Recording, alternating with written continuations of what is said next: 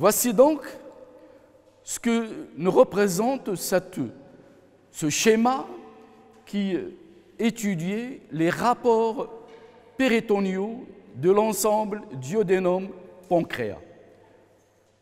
L'ensemble duodénum-pancréas, il est rétropéritonéal, il est recouverte par le péritoine pariétal postérieur, interrompu par la racine du mésocôlon, qui a une disposition oblique le long du bord inférieur du pancréas.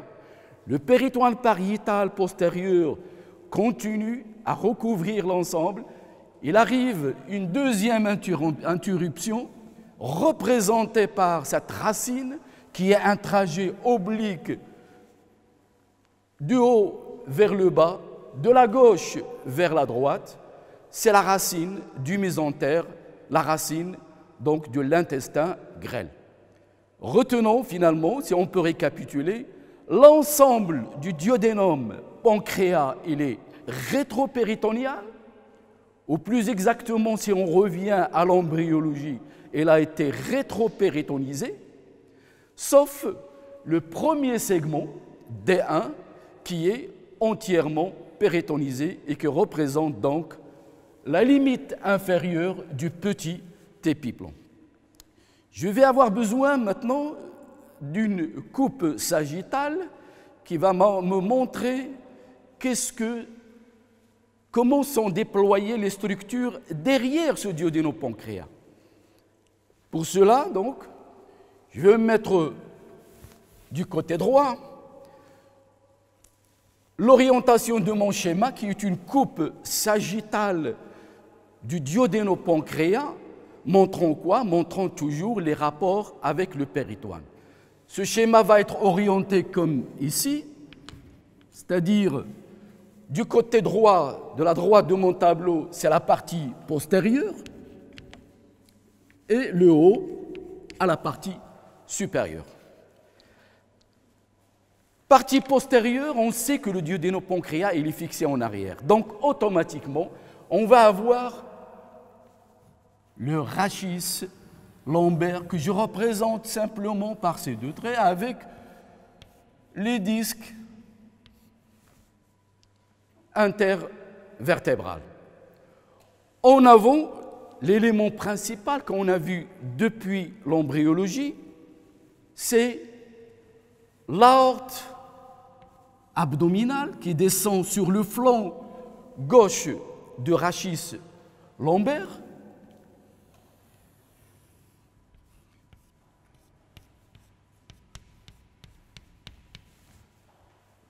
Et plus en avant, nous avons notre complexe duodénopancréatique.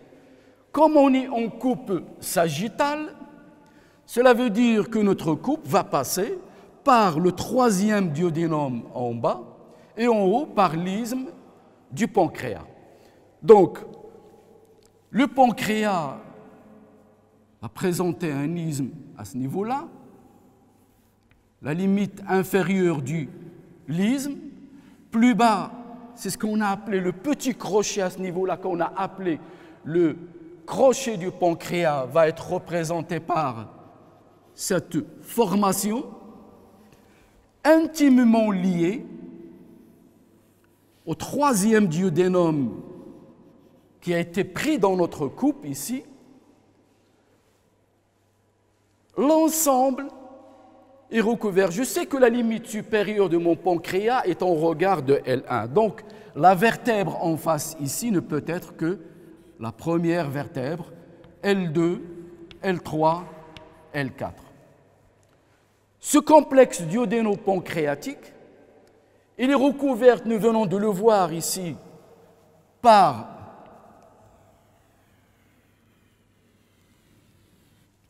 le péritoine pariétal postérieur qui passe en avant.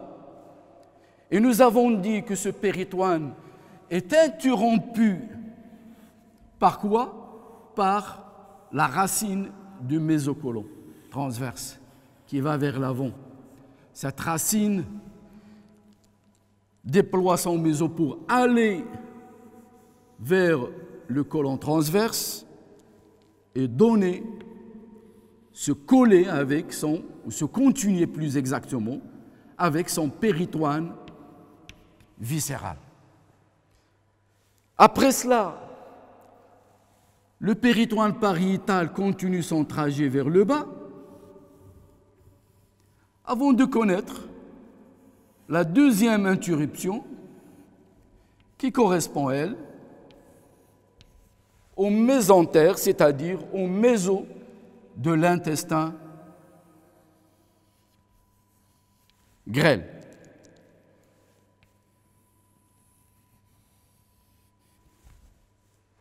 Donc, toute la face antérieure, regardez l'orientation, ce qui est postérieur, c'est à droite, ce qui est en avant, c'est à notre gauche. Le pancréas, ou le corps du pancréas, ou plutôt l'isthme, puisqu'on est sur la ligne médiane. Ici, c'est le crochet du pancréas ou le pancréas de Winslow. L'avant est recouvert par le péritoine pariétal postérieur, lequel péritoine pariétal postérieur est ou connaît une première interruption juste au niveau du bord inférieur du pancréas, c'est la racine du mésocolon transverse, c'est le mésocolon transverse et c'est une partie de ce colon transverse en coupe. Le péritoine continue son trajet vers le bas et il connaît une deuxième interruption, c'est la racine du mésentère ou de l'intestin grêle. Derrière, nous avons quoi? Eh bien, nous avons ce fameux fascia d'accolement qui a accolé tout ce complexe duodénum-pancréas aux structures postérieures. Je vais le représenter ici. Tous ces éléments-là, ce ne sont d'autres que ce fascia qu'on a appelé le fascia de Treitz et qu'on a séparé en deux lames. À droite de la ligne médiane, la lame droite du fascia de Treitz, à gauche de la ligne médiane, c'est le fascia ou la lame gauche du fascia de Treitz. Donc, derrière, c'est une lame, un fascia d'accolement. Une structure intéressante dont j'ai parlé ici, c'est à la partie haute de L1, on sait que l'aorte abdominale libère une artère très intéressante qui est l'artère mésentérique supérieure qui va entrer au contact avec la face postérieure de l'isthme. Il va avoir un trajet derrière cet isthme, puis il va passer sous le corps du pancréas, en avant du pancréas de Winslow, en avant du troisième duodénum, avant de s'engager dans le mésentère. C'est la racine, ou plutôt c'est l'artère mésentérique supérieure. Nous y reviendrons plus tard. Donc, voici ce schéma qui complète notre image sur les rapports avec le péritoine. Le péritoine n'existe qu'en avant de ce complexe. C'est le péritoine pariétal postérieur.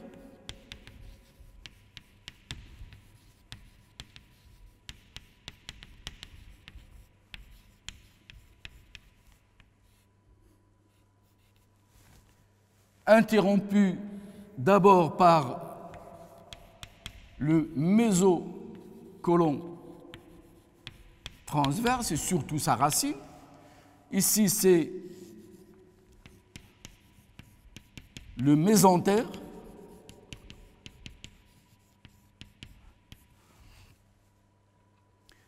Derrière ce complexe, nous avons le fascia d'accolement, le fascia de Treitz. Encore une fois, subdivisé en deux lames, droite et gauche, par rapport à la ligne médiane. Donc, si on regarde bien, finalement, notre complexe duodénopancréas est recouverte par une sorte de loge fibrocéreuse. En avant, il y a une séreuse qui est le péritoine pariétal postérieur. En arrière, il y a un tissu fibreux qui accole ce complexe duodénum-pancréas sur la paroi. Donc, le complexe duodéno-pancréas est contenu dans une sorte de loge qu'on appelle la loge fibrocéreuse.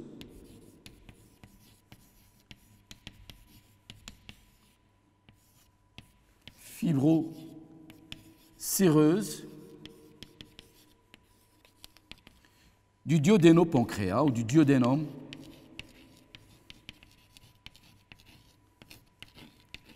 pancréas.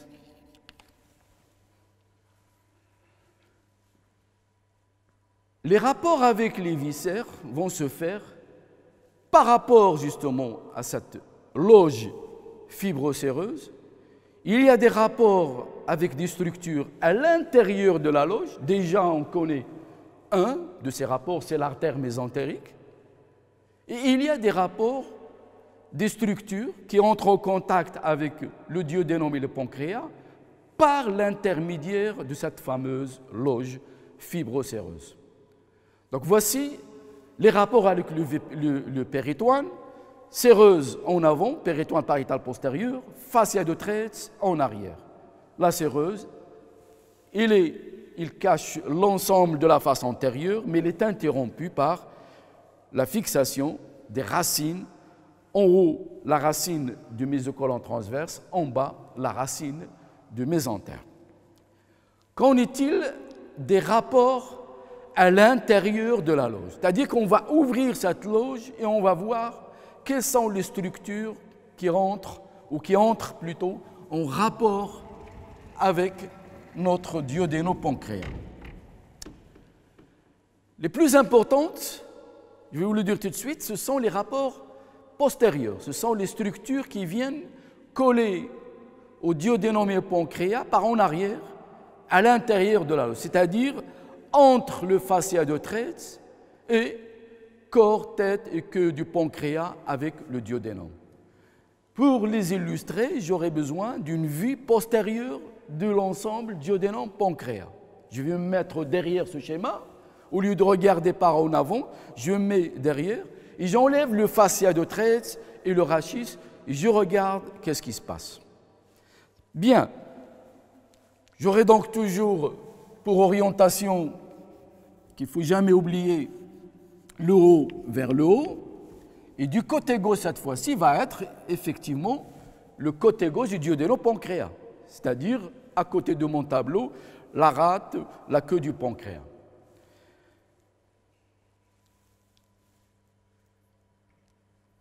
Le cadre duodénal, par rapport à à mon repère ici, je le mets en discontinu parce qu'en fait, je l'ai enlevé. Il va me servir juste comme repère. C'est la ligne médiane, c'est le rachis, dont je n'ai pas besoin pour le moment parce que je regarde par en arrière le complexe duodéno-pancréas.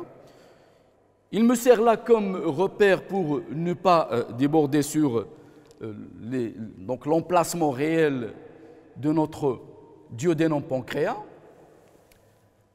J'ai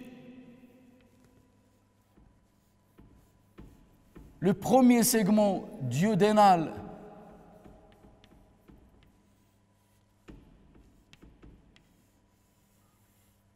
qui normalement arrive de l'avant.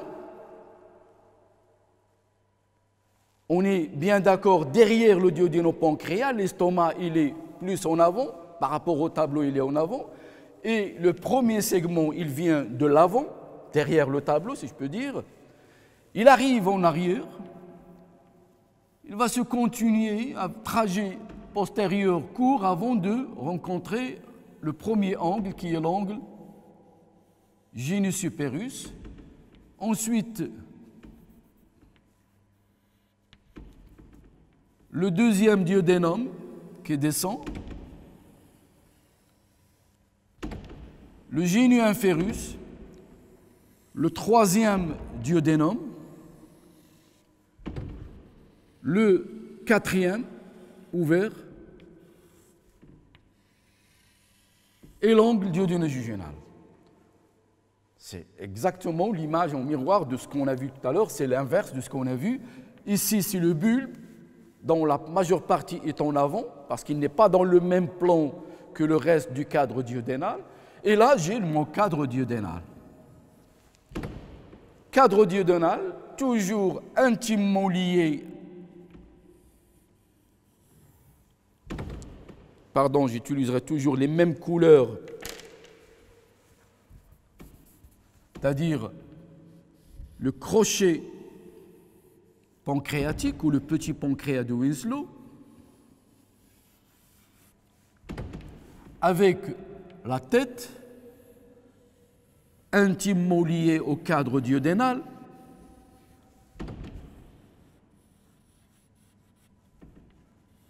et le reste du corps à disposition presque horizontale, ascendante, vers le haut et vers la gauche.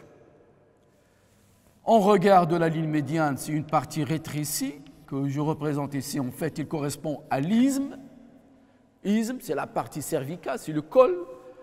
Ici, vous avez la tête, qu'on ne va pas remplir en entier parce que j'aurais besoin de montrer autre chose, et en particulier le message de ce schéma qui est les rapports postérieurs à l'intérieur de la loge. Et de l'autre côté, il y a un deuxième repère qu'on connaît, c'est